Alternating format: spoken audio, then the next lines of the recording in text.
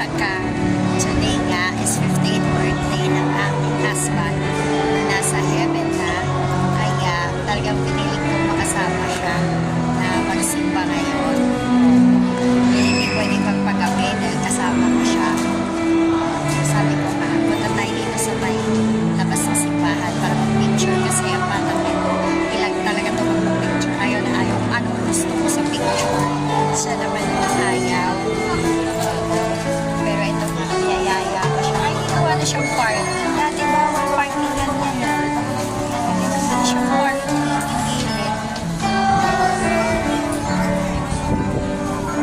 Pati na mo, baby. May mga ano na, Station of the Cross na.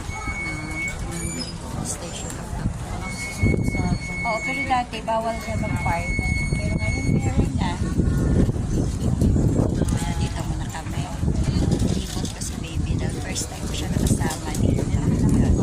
Padoon kaya natin. Maganda doon. Doon yung office ng church. Kasi pa kasi siya nakapunta dito.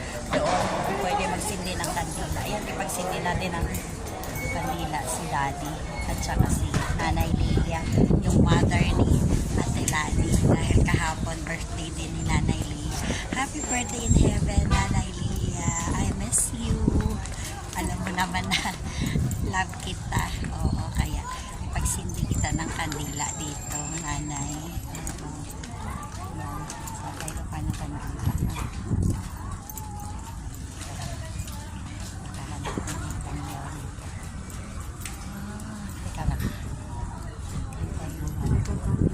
Oo, handali lang. Wait lang muna.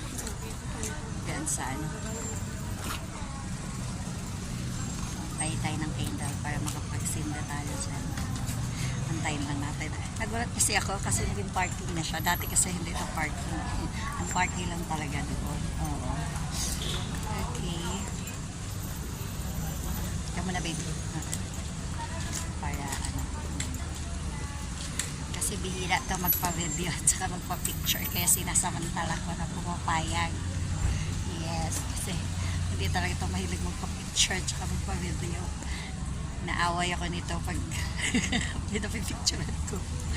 Kaya ito sinasamantala ko at good mood siya ngayon. Okay. Bye guys. Muli ulit.